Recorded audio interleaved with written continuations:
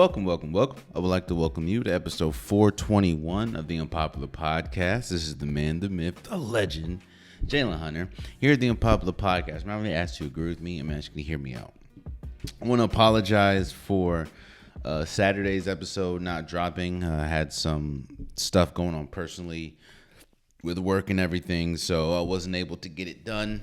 I apologize. I'm going to try to obviously be more consistent, but I appreciate everyone's understanding. But we're back, and the theme around this episode is going to be about legacy. And it's going to be about how legacy is formed. There's going to be some topics here that maybe feel dated but need to be discussed. Obviously, because again, I missed Saturday's episode, and they probably would have been on Saturday's episode, but we're here. I don't think there's any question that when we talk about basketball players, when we talk about importance to a certain sport, importance to a certain era of sports, I guess you can say, Candace Parker was one of the greatest to ever do it. There are a few people in sports history that kind of transcend more than just their sport, that is recognized as greater than their sport. And I think Candace Parker finds herself on that list. But it's the reason why I wanted to start with this, and the reason why I'm kind of speaking of this a little what's confusing to me about this whole Candace Parker retirement is the discord after it, is how she's discussed after it. And I'm looking at it, and I'm kind of looking at another player that we're going to talk about a little later. And do y'all remember how they talked about Candace Parker during her playing time? And how there was a survey that came out, and she was voted the most overrated player at one time. Mind you, Candace Parker finishes her career as, I think, the only player in WNBA history to win an MVP and a Rookie of the Year the same year. She's a 3-time WNBA champion. She's a WNBA Finals MVP. She won 2 MVPs, regular season MVP. She's a 7-time All-Star. She's an All-Star Game MVP, 7-time All-WNBA First Team, 3-time All-WNBA Second Team, 2-time All-WNBA Second Team. Again, she was on the All-Rookie team. She won Rookie of the Year. She even won Defensive Player of the Year. Candace Parker is one of the greatest basketball players we have ever seen. But I just think that shows you how they view you compared to how they will view you.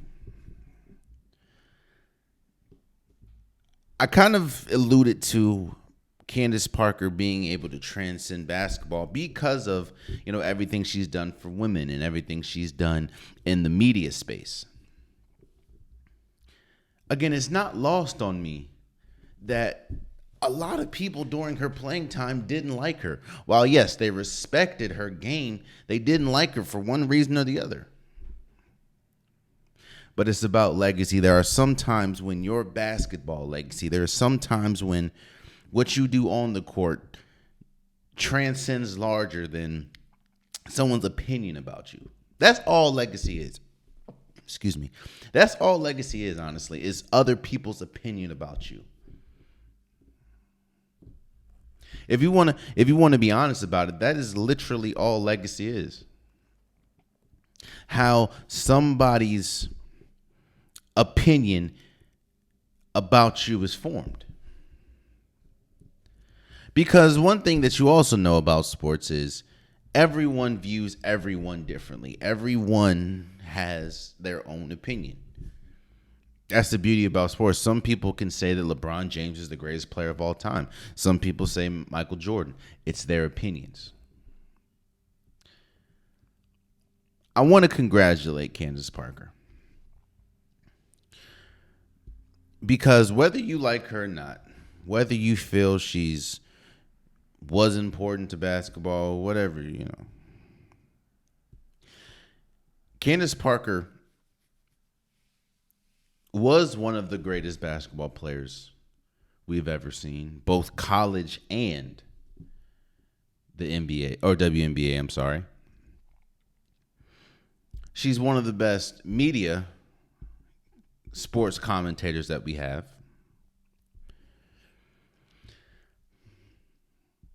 And I know I say this a lot because of how important it is, and that is being able to go on your own time.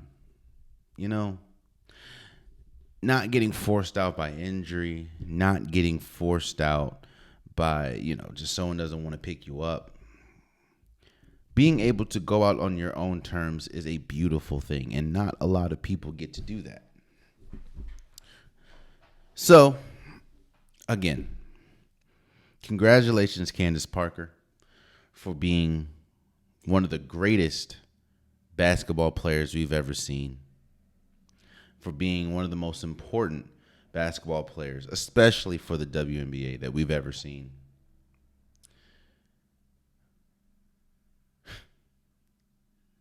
Again,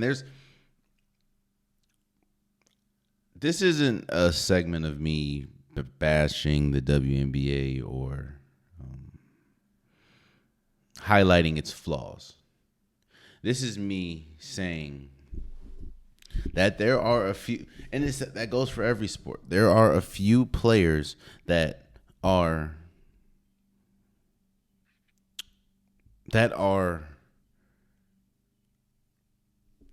how do I say this? There are a few players that are responsible for the popularity of said sport. Some are playing, some are not playing. And when we talk about the WNBA, Candace Parker is on that list. Diana Taurasi is on that list. Maya Moore is on that list. Cheryl Swoops is on that list. Lisa Leslie is on that list.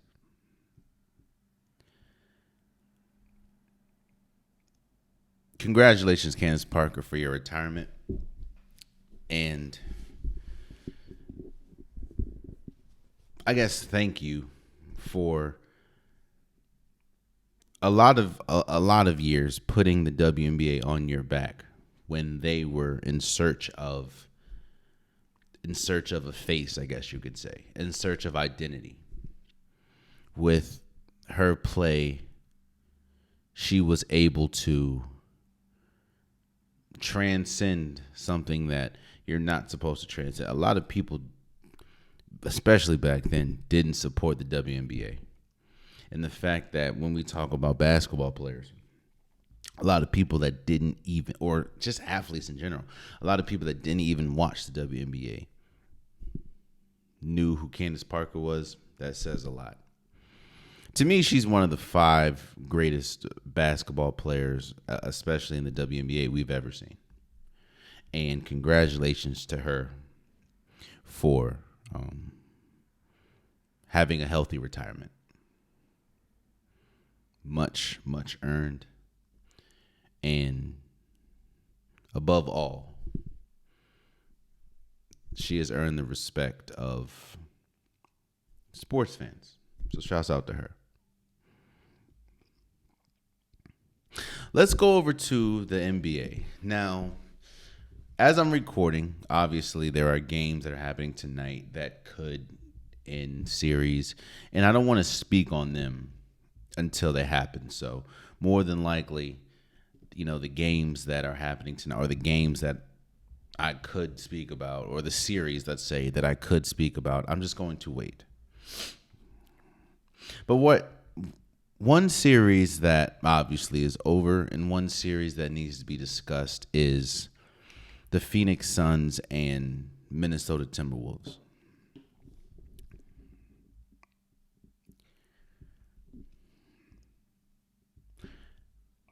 This isn't me saying I told you so. This isn't me saying I was right and you were wrong. This isn't me saying, the proverbial pointing at you and laughing. This is not that. What this is a teachable moment. I'm no guru. Obviously, I'd never played in the NBA. Obviously, I don't know. I don't have NBA sources.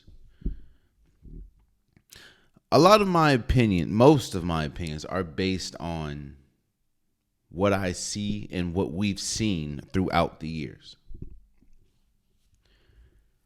I will never come in here and claim that I'm holier than thou. I will never come in here and claim that everything I say is born. I've been wrong on so many occasions on this podcast, and that is okay. There's nothing wrong with being wrong.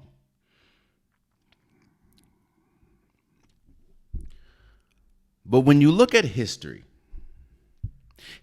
tells you, and I've said this before on this podcast, history tells you everything that you need to know about whatever you're trying to figure out.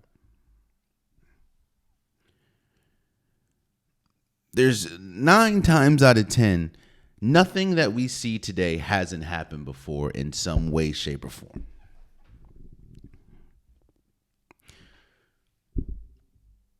When Kevin Durant went to the Phoenix Suns, I said that they have a good shot of winning because you have an all-time player in Kevin Durant. You have a all-time offensive player in Devin Booker. You had Chris Paul, but we kind of knew Chris Paul wasn't going to be there after that season or at the end of that season. DeAndre Ayton, you had pieces. And then they got Bradley Beal. And while a lot of people were singing their praise, a lot of people were saying there's a big three, which there was a big three. I don't think I was ever one of those people that said, oh, they're bona fide title contenders. What I said was it is a big three, and they can be absolutely lethal offensively. But I wouldn't go as far as say title locks. And let me tell you why. It all goes back to team construction. Team construction is the most important thing when we talk about championship caliber teams. Yes, you have to have a star. Yes, you have to have multiple high quality players. But if you don't have a cohesive team, you have no shot. And on top of that, a lot of people were comparing the Phoenix Suns' big threes to the Golden State Warriors' big three or the Miami Heat big three. And they could not be furthest from different. The only similarity, obviously, is Golden State's big three when they had Steph Curry, Klay Thompson, and Draymond Green, or when they have, those three, is Kevin Durant played for that team for 2 years or 3 years and obviously won 2 championships. But it goes back to team construction. The key and the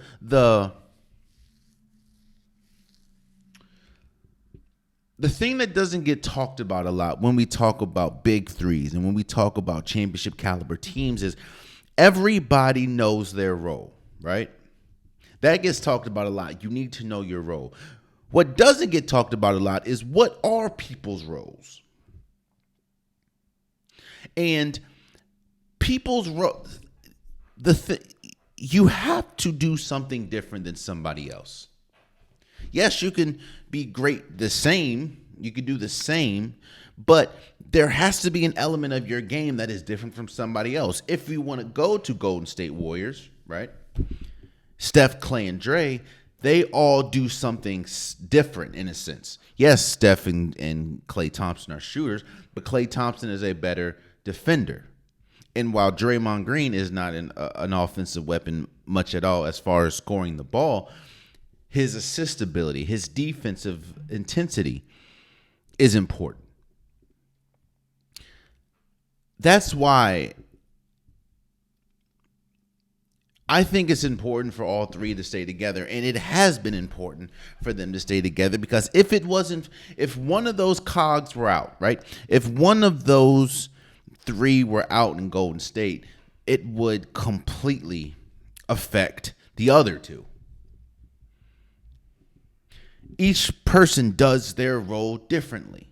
They may have similarities, but they do their role differently. Same as the big three when we talk about Miami: LeBron James, D. Wade, and Chris Bosh. They all played a role, a different role that that helped with the goal, right?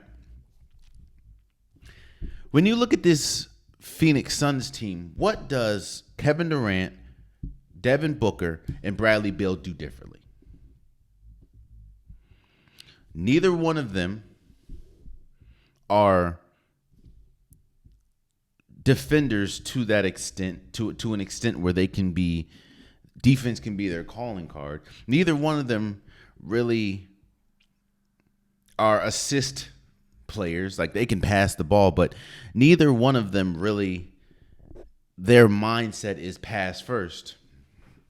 And on top of that, what they all do well, what's going to get maybe all of them in the Hall of Fame is their ISO ability, is their offensive ability, is their ability to put the ball in the hole. Kevin Durant is one of the greatest, if not the greatest, offensive weapon the NBA has ever seen. Devin Booker is one of the greatest ISO players we have ever seen. When Bradley Beal is on, he is one of the greatest offensive weapons we have seen. But if there's no second win to either one of them games, how does they make the team better?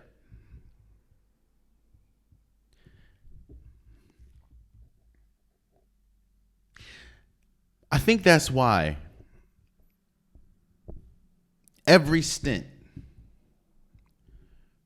for Kevin Durant outside of Golden State hasn't worked. Because when you look at the teams that have been built, yes, there were injuries that affected Brooklyn, but even when they were healthy, you had three players, Kevin Durant, Kyrie Irving, James Harden, that did a lot of the same. Now, I do think that could have been possibly more successful because James Harden's more of an assist person, or is a better assist player than Kevin Durant and Kyrie Irving, but still. Going into this series and seeing what we saw all season, there should have been nobody that thought that the Phoenix Suns had a chance to they probably could have upset the Minnesota Timberwolves, but they should have had no chance to go against or to win a championship, because the construction of this big three, along with the construction of the team, was flawed. They brought in a defensive coach and completely gutted the defense. And now, more than likely, Frank Vogel is going to be fired.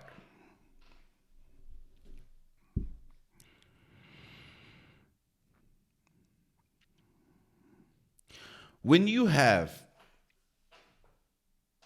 three players that do pretty much the same thing, you're going to hear complaints like you're hearing out of the Phoenix Suns camp now, because they're saying that a lot of, Kevin Durant didn't like his role, and you're going to have, there was a lot of stints in the game and a lot of the offense that he was standing in the corner waiting for someone to do something. This is Kevin Durant we're talking about. But I'm reading that and I'm saying, what do you expect? Who do you expect to be a defensive lockdown player? Josh Okogie can't guard everyone. Who do you expect to be that player to say, I'm going to put my offense aside and I'm going to be more of a facilitator? Seeing as though Kevin Durant, Bradley Beal, or Devin Booker has never done that.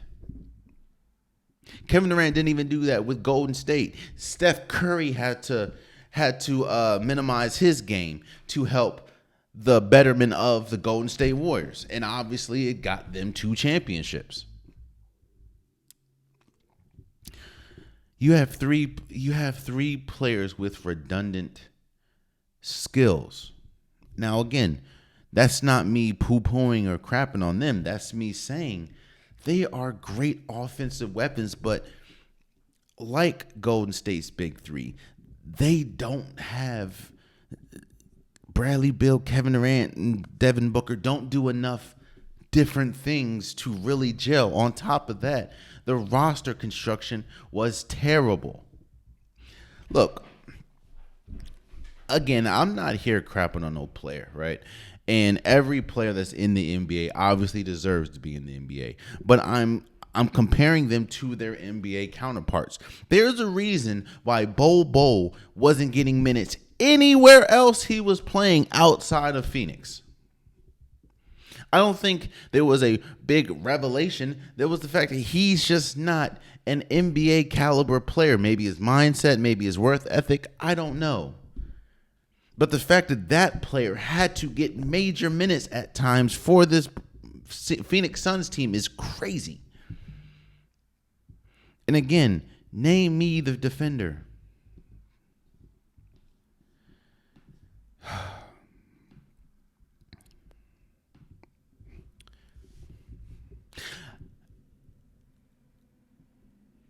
I said that the overlining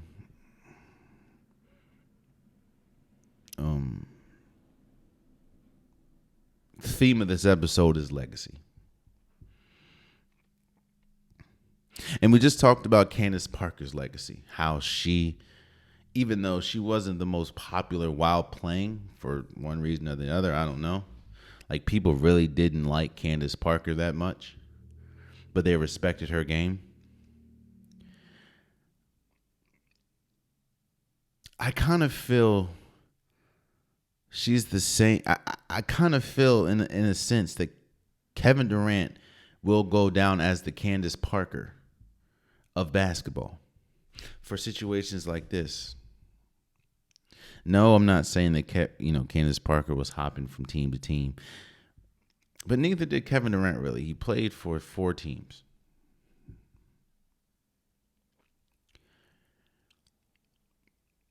But I think where Kevin Durant's biggest flaw is he viewed the game of basketball for lack of a better term, like it was the park.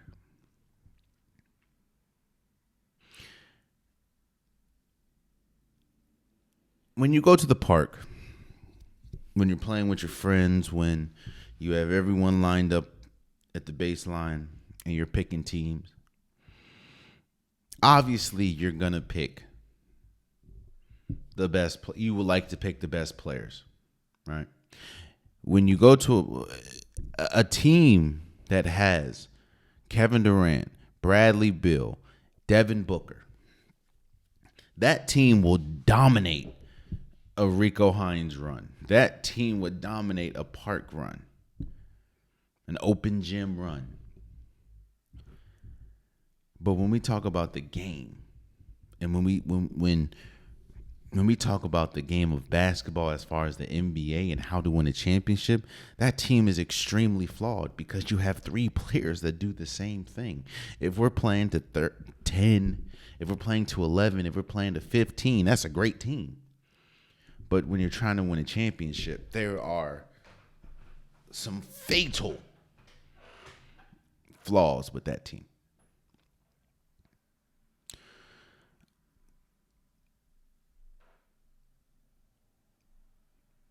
Everything that I said before the playoffs still stand with the Suns. I think that they can catch fire and they can be one of the deadliest offensive teams we've ever seen, seeing as though we have 3 players that can give you 50 on any given basis, any given night.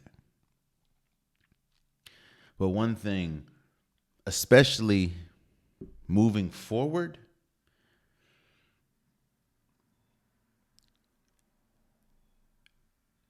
I think it would be wrong to call this team a championship caliber team. Not because of what they have, but because of what they don't have. And honestly, you know what it is? It was clear as day. The contrast between the Minnesota Timberwolves and the Phoenix Suns and how they played basketball. The Minnesota Timberwolves is a team when each player knows their role. And you have players to do different things while doing this. Karl Anthony Towns is still an incredible scorer, just like Anthony Edwards, but we understand, Anthony Edwards is leading this ship. Rudy Gobert does not have an ounce of offense in him. We saw that. But he's one of the best rim protectors we've seen. Then you have Slow-Mo. Then you have Mike Conley. Then you have Jaden McDaniels. That's been the meme going around. They got KD, we got Jaden McDaniels, you know? What the Minnesota Timberwolves are building, even if they don't win this year, even if they don't make it past the Denver Nuggets, which is going to be a tough ask, obviously, but what they're building is something special. Not only was what the Suns are building or what the Suns built was looked at to have instant success, it was still built with a flawed foundation. It wasn't built on a foundation of this is how you win a championship. It was built like we're at a park, we're playing pickup, and we just need to pick players. And if you look, the situation is even more dire because you look at their future is done for. At least immediate future. I don't think they own a first round pick until 2030. Or a second round pick until 2030. And on top of that, you have 3 players that are making $50 million or close to it. And I want to stay. Let me kind of get off of Kevin Durant real quick and let me talk about Bradley Beal. As a Wizards fan, as someone that has sat through years and years of heartache from Washington, and someone that has sat through years and years of Bradley Beal's play for Washington, this isn't vindication for me, I'm not here. I don't want to see anyone not succeed. That would be petty. But what this is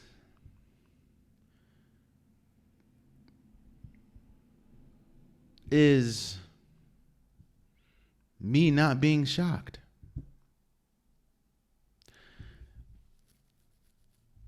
When you've been playing meaningless basketball for a majority of your career, it's very hard to understand the feeling. It's very hard to understand the importance of the moment when you're now on a situation, when you're now on a squad that is playing meaningful basketball.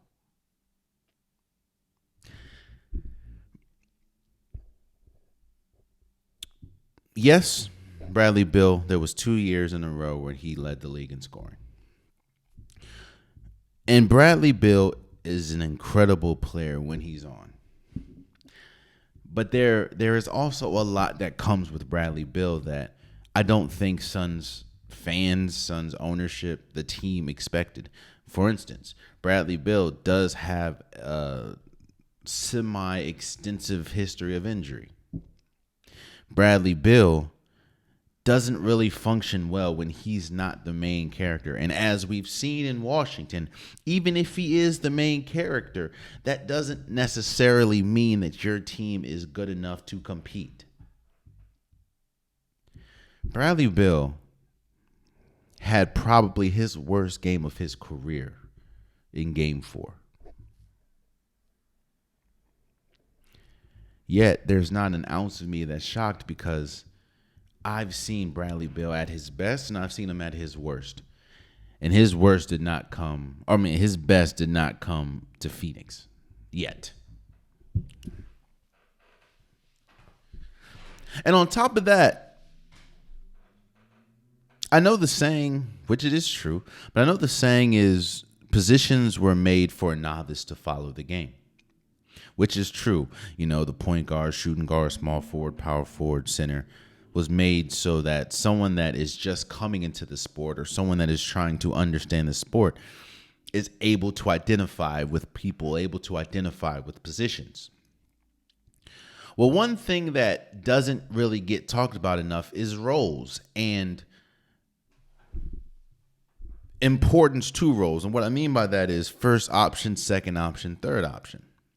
Most of these NBA players, and I think and you've seen this during interviews, people talk about it on podcasts, the importance and the challenge of adapting to your role. Every person's role is different compared or depending on what your situation is. And on top of that, your situation, just like your role, can change constantly. For instance,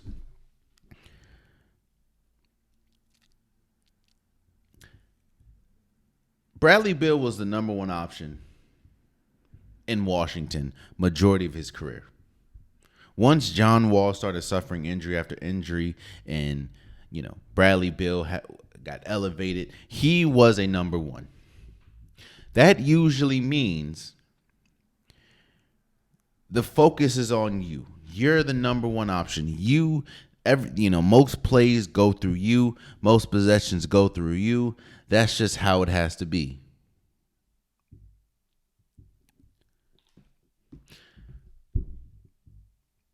The thing about that is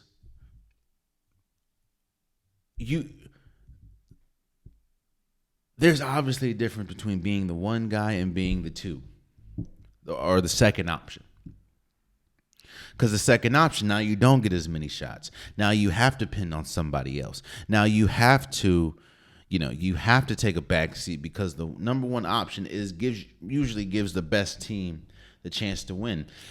Then you have the third option. Third option, you get less plays. You get less opportunities to shine. You get less opportunities to shoot. And you have to defer to two other players. Bradley Beal has never, and I don't think, in fact, Bradley Beal has never in his life been a third option until he got to Phoenix. Because ain't no way in heaven or hell I'm picking Bradley Beal over Devin Booker, over Kevin Durant. Well, as we saw, not only do you have to adapt to being a third option, you come in with injury problems. So now it's hard for the team to adapt to you, and it's hard for you to adapt to the team. What I'm getting to is Bradley Beal should have never been on this team. And I'm not blaming Bradley Beal for why the Suns ultimately got swept. I'm blaming Bradley Beal for not being able to adapt. I know it's tough, but you know,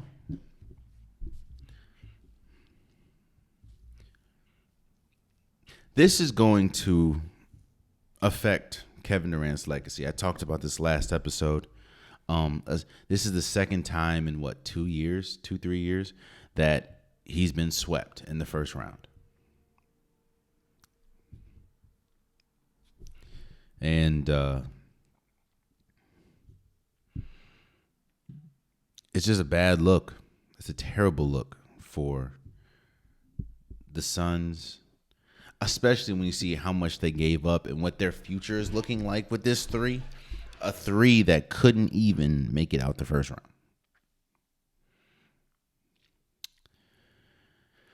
Yeah. And congratulations to the Minnesota Timberwolves.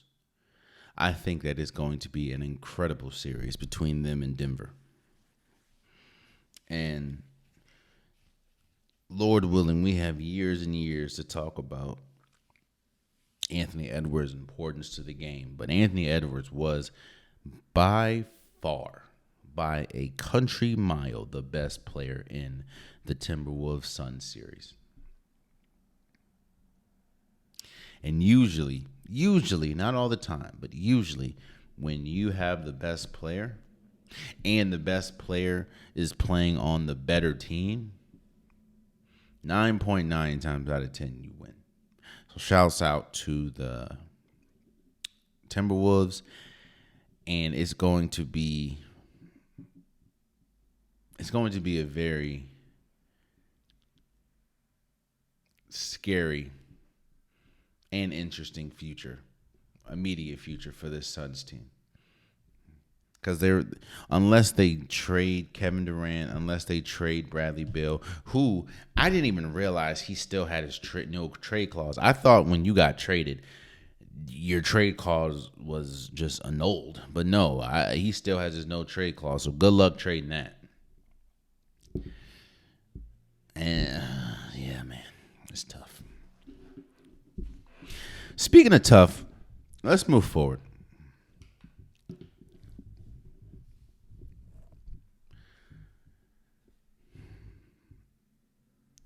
Reality is tough to accept at times. That's just the truth. Sometimes it's hard. It's easier to accept a fantasy. It's easier to accept imagination than it is to accept reality. Because reality is in your face. You know, reality is here. Reality is what is. Imagination is more than likely what you want it to be. In reality,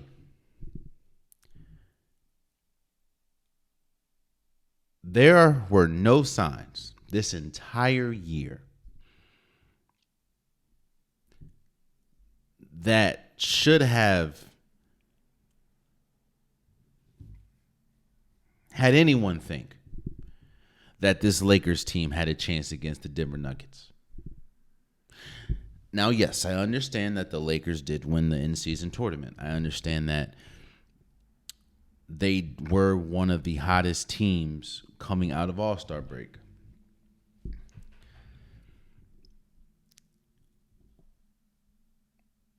But kind of like with the Suns, when we talk about roster construction, when we talk about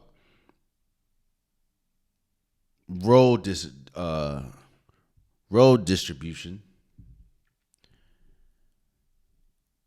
no one should have thought that this LA Lakers team had a chance to beat the Denver Nuggets. Even that stupid argument that was going around saying, "Oh, the Lakers should want the Denver Nuggets in round one." What? If you're gonna see the Denver Nuggets, it should be round one when they're just getting going.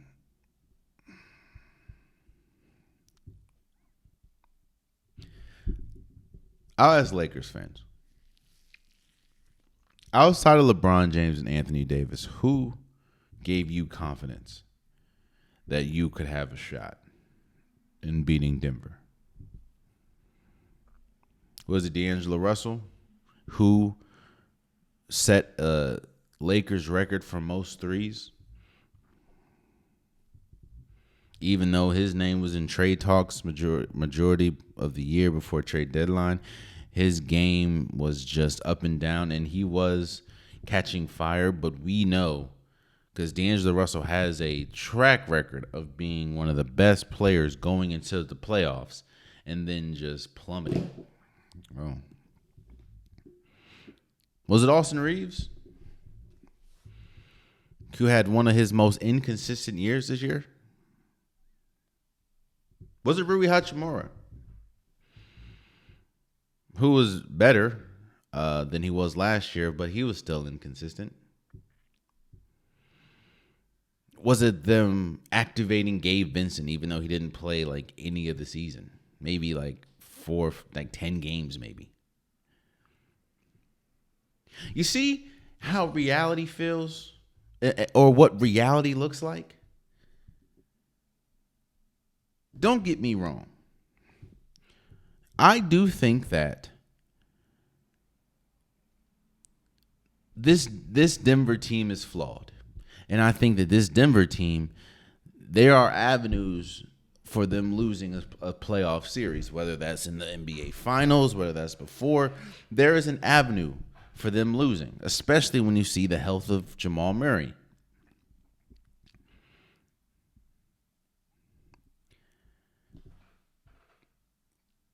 But unless a catastrophic injury happened, which it didn't, thank God, there should be no one that thought the Lakers had a shot to beat the Denver Nuggets. On top of that, the Lakers are like 12-1 in the last 13 games or something like that against the Lakers are 1-12 in the last 13 games against like the Denver Nuggets. And most of those games, they had seismic leads and lost them. Like I said, going into the season, like I said in the middle of the season, like I said going into the playoffs, the Lakers can't shoot. The Lakers are not reliable three-point shooters. You're relying on Spencer Dinwiddie to shoot the ball?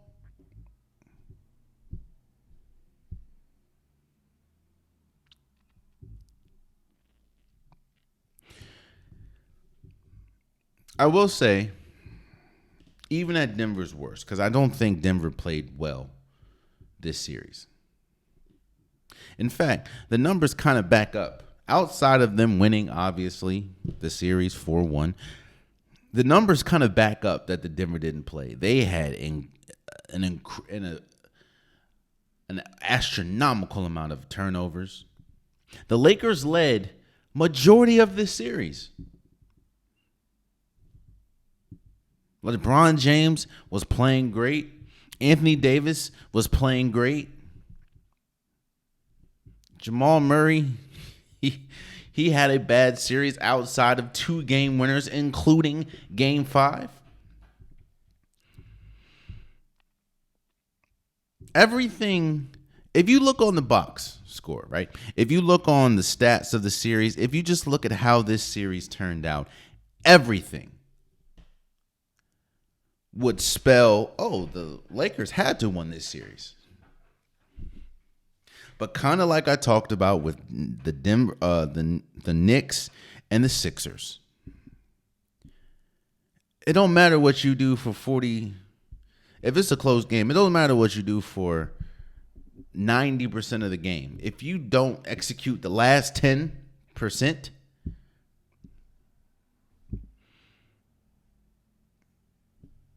yeah. I don't think this is LeBron's last game, obviously. As a Laker, I think the only way LeBron leaves the Lakers is if his son goes somewhere else. But kind of like with the Phoenix Suns to a lesser extent, it's going to be tough building a roster around LeBron James and Anthony Davis, seeing as how strapped the LA Lakers are with money. Because you still got to, like, there's still a bunch of players. You still paying Austin Reeves. Like, it's going to be tough. But in the most unshocking of events, at least for me, the Denver Nuggets beat the LA Lakers in the first round of the playoffs 4-1. A gentleman's sweep. Nikola Jokic was the best player. Excuse me. I will say, LeBron James was probably the second. Excuse me. LeBron James was probably the second best player of the series. But Nikola Jokic was by far the best player. I mean, I think he finished the last game with 20-20, another 20-20 game. You know, and like an assist away from a triple-double, I think. I know LeBron James had a couple close triple-doubles. And Anthony Davis was good, too. Even though he did get hurt the last game and he did finish, so shouts out to him. Not enough gets talked about, or what does not get talked about enough is how Anthony Davis played majority of this season. I think he only missed like 10 games, maybe even 9. Like, a person that has a extensive track record of missing time due to injury, and especially in key moments. Anthony Davis playing majority of the season was extremely important for this team. And you just ran into a better player in Nikola Jokic and a better team. Like, yes, as the series went on and as the series lead started to grow for Denver, the Lakers were playing like the more desperate team. That's when you see teams usually hit shots that they've been previously missing. That's when you see teams just playing harder. But when you looked at that series, nothing should have told you that the Lakers were a better team. When you have Aaron Gordon being as important as he was, when you have Michael Porter Jr. being as important as he was and hitting big shot after big shot, Aaron Gordon, big rebound after big rebound, putbacks, dunks, KCP hitting damn near every wide open three he had. And this is with a hobbled Jamal Murray. Yeah. Shouts out to the Denver Nuggets for beating the LA Lakers in the first round of the playoffs. And no, I don't think that this is LeBron James' last game as a Laker. But I do think is when you look at the roster, because I know this is a conversation that's going around, when you look at the roster construction for the Lakers, when you look at the roster, especially the roster construction for the Suns, and when you look at the roster construction and just the age and the wear and tear on the Golden State Warriors body, I do think that this is, we have seen that unless they go to a better team or unless something drastic happens, I think that we've seen the last of, Steph, LeBron, and Kevin Durant winning championships, unless they go to a team or they pair up or something like that. But I just looking at, Golden State didn't even make the playoffs. And the Suns won as many playoff games as Golden State. And the Lakers won one more than both, So, but we'll see. We'll see. Speaking of we'll see, I don't think you guys understand how rare this Oklahoma City Thunder's team is. Oklahoma City Thunder team is. I don't think you guys understand how rare at what we're watching.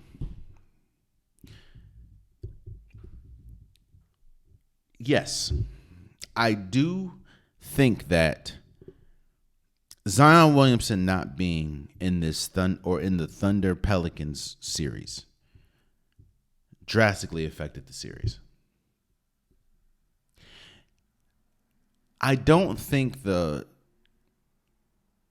Pelicans would have won, but I think it would have been more competitive than a 4-0 sweep. And that is what I don't think you guys are understanding. This Oklahoma City Thunders team, why do I keep saying Thunders?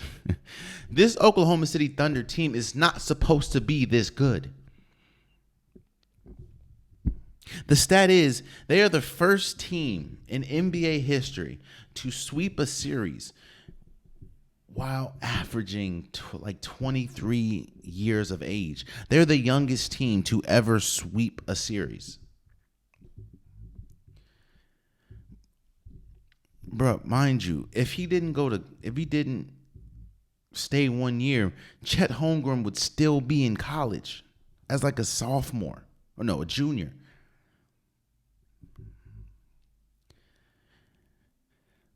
What they have going on is special. Now, they could ultimately lose next round. I mean, they'd probably have to go against the winner of Dallas and they have to go against the winner of Dallas and the Clippers. And that's definitely going to be tough, especially if they go against the Clippers.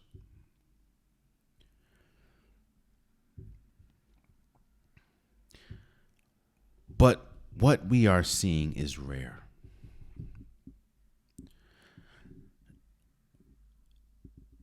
It's rare in a sense of a team as young as the Thunder not only being a number 1 seed in the West, the loaded West, being led by one of their best player being under 25, and that's Shai Gilgeous-Alexander, who a lot of people forget was on the Clippers and got traded for Paul George. To have as many young players play key positions and key moments for this team, like a Shai Gilgeous, like a Chet Holmgren, like a Jalen Williams, Carson Wallace. Like,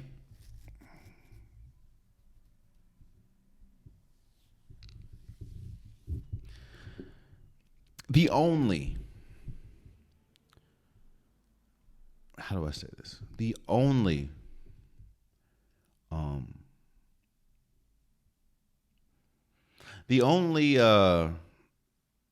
pushback I have on this team is their age. That's it. But even in that, they're drastically proving me wrong. From the way that they play defense, the way that they shoot the ball, they can beat anybody. And yes, again, I will say that the Pelicans not having Zion definitely affects how they do things. And it definitely affected this series. But I am under the impression that they would have lost still to this Oklahoma City Thunder team. What we're seeing is something special. Something that is not supposed to happen. The Thunder are not supposed to be this good, especially now. That's why a lot of people, including myself, are saying that they're ahead of schedule. They can be this good in the future with all the draft picks that they have, and whether they hit on some draft picks, whether they bundle up, because they have a bunch of draft picks. They can bundle up and get a star. That's when they're supposed to be good. When you have a bona fide a name that holds star weight. Nobody thought that was going to be Shai Gilgeous-Alexander going into this season. Maybe in a couple years, but not now. Not that whether he wins or not, I think he is the league's MVP this year. Like, let that sink in, man. And the league that has Nikola Jokic, Luka Doncic, Giannis Antetokounmpo, Kevin Durant, Steph Curry, LeBron James, Jason Tatum, Jalen Brunson, Joel Embiid. to me, the person that has been the MVP for their team more than anyone, and the person that, in my opinion, rise above the ranks is Shai Gilgeous-Alexander. And if you let me see something. I'm just about to check something really quick.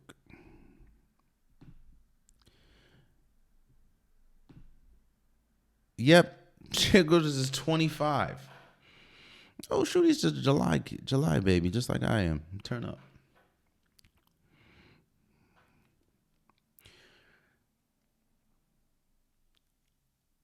I didn't think that there was a high probability that they would get upset in the first round. And I'm not, a lot of my shock and a lot of what I'm saying isn't really coming off of the result of the first round. I thought that they would win the first round with a healthy Zion or without a healthy Zion. Where this shock is coming from is how almost effortless it seemed. In how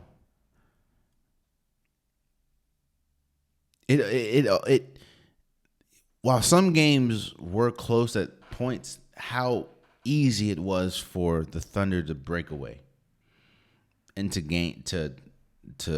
just destroy the Pelicans. And how they look like outside of the first game. The first game they looked young. After that,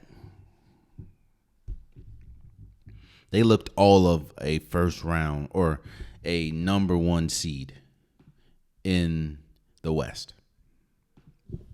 So congratulations to them. Congratulations to the Thunder. They're continuing to make a believer out of me. I don't know, just because of how the team is, I don't know if they'll be able to beat a Denver Nuggets or a Clippers or a Minnesota Timberwolves, but I don't think that even if they do lose those series, I don't think that they are less than those teams. So, shouts out to them, man. Before I do get off of this, I do want to, it does suck. Now, this happens almost every year, but it does suck how much injuries is affecting this playoffs, Like, almost every single series you look at has a major injury outside of the Suns and Timberwolves series.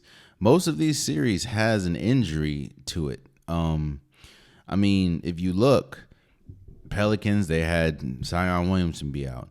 Clippers, which I think I'm going to talk about in a second. You have Kawhi Leonard out. Minnesota, the Nuggets, while they're not out, you have Jamal Murray, he's hurt. And then Anthony Davis kept getting hurt. Jared Vanderbilt was hurt, didn't play. Christian Woods is out, didn't play. Sixers, Joel Embiid. The Bucks and Pacers, that series might be over tonight because Dame and Giannis. It's, man, the Heat, damn near their whole team. Jimmy Butler, Josh Richardson, Terry Rozier. It just sucks, man. It sucks. But that's basketball. So let's move forward. I want to get off of basketball, and I'm not going to do the whole winners and losers thing because it's kind of past. I want to talk about the draft and how excited I am as a Washington fan. I don't know how many times in my lifetime after a draft and the whole winners, losers, or draft grade comes out, Washington gets a C, or they get a D, or they get a C minus. Or at best, they get a B minus. It was a weird feeling looking at every single pick and feeling good about it. We got Jaden McDaniels out, boy. You know how scared I was when I heard and for some reason I was thinking bro, if we get J.J. McCarthy, because, but I think we nailed the draft, man. And there are a couple teams that nailed the draft. I mean, Chicago, obviously you got Caleb Williams. You also get Ruma Dunze, who is a really good wide receiver. And you put him, I do think it kind of sucks for Ruma Dunze as far as now you're on a team with DJ Moore and Keenan Allen. So it's going to be, you're automatically a third option. But I do think it's good for him, seeing as though now you're on a team that at least looks like the upside is quite high. And kind of like the Caitlin Clark and the WNBA, there was nobody in this world that should have thought that the Chicago Bears weren't going to get Caleb Williams. So shouts out to them, man. They nailed the draft as well. I mean, I was as shocked as the world was when Michael Penix went to Atlanta. I don't think it was a bad. Let me say this. The reason why it was a bad pick is everything that happened before the pick. Meaning, you just give Kirk Cousins like $100 million, right? And I understand he has an injury history. No, it doesn't. Actually, he doesn't have an injury. He has an immediate injury history. Obviously, he's coming off of an AC or Achilles tear, or an ACL tear, one of those two. And I understand that. And I understand with that, you thinking, okay, well, we have to secure our future. Well, in that case, why give him if you're not 100% sold on him, why give him $100 million when there's other options out there? On top of that, the backup is 20. Michael Penix is 26. That means if you let Kirk Cousins play out his contract, he is more than likely. Michael Penix doesn't have probably won't start until what, he's 29. And on top of all that, Michael Penix has a lengthy injury history. I'm not trying to crap on Michael Penix. I like Michael Penix, as a football player when he's playing, but it just doesn't make sense, especially when all offseason you've been projected to win now, right? Getting Kirk Cousins and getting some of the offensive weapons that you got. On top of that, you had one of the worst defenses in football, and you don't address it. That just doesn't make sense, man. I will say defensive players that really shows you where the league is going or where the league is at, because it was, I only think like two defensive players went in the first round. I think it's kind of crazy. But yeah, I'm not gonna say they're losers or anything. It was head scratching, the Michael Penix thing, or Bo Nix. I love Bo Nix. Obviously, what he did at Oregon fan. Shouts out to him. But top 10, Denver. I mean, he is better than what you got. I get possibly. I don't know, but yeah, I don't know. But yeah, man, I'm happy. Hey, what Atlanta got going on, what Denver got going on, ain't nothing. I don't care. We got Jaden McDaniels, and we nailed the draft, man. Shouts out to us, bro.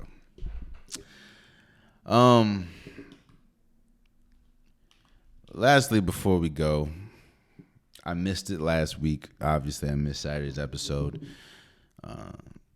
I want to finish this episode by acknowledging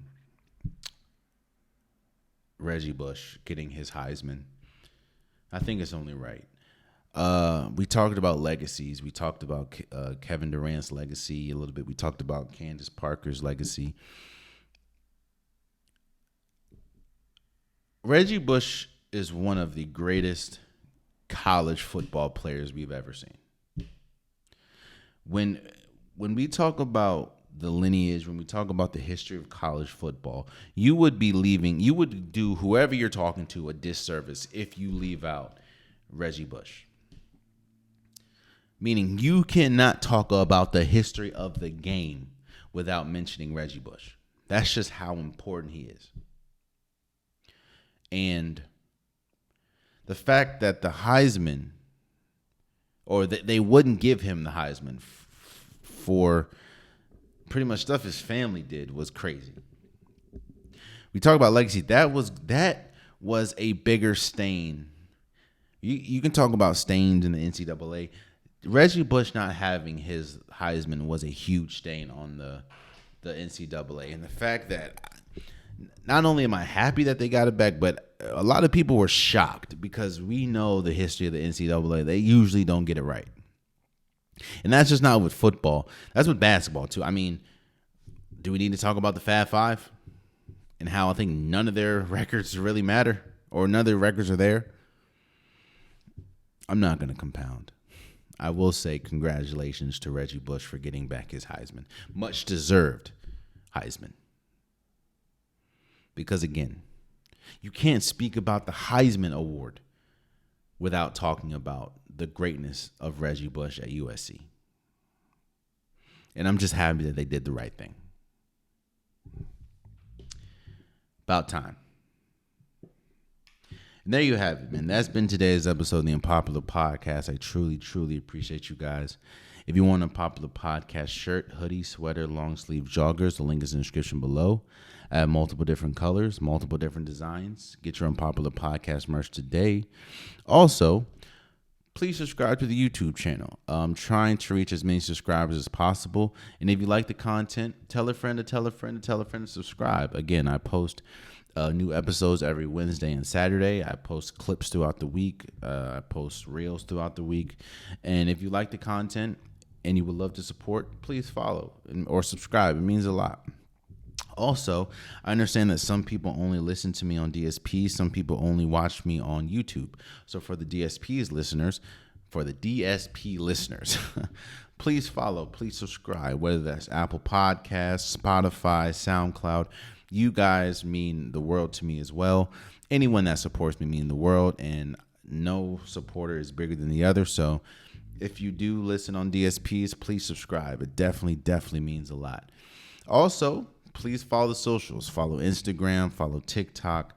I post pretty much daily there.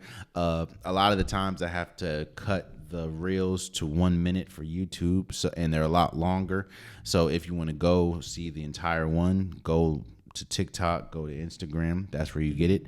That's probably the quickest way to get to me, whether that is debating, going back and forth, telling me how much you love my content. You'll probably get a response out of me there. So, or faster than you would on Instagram, on YouTube or TikTok. So please follow. And until next time, much love.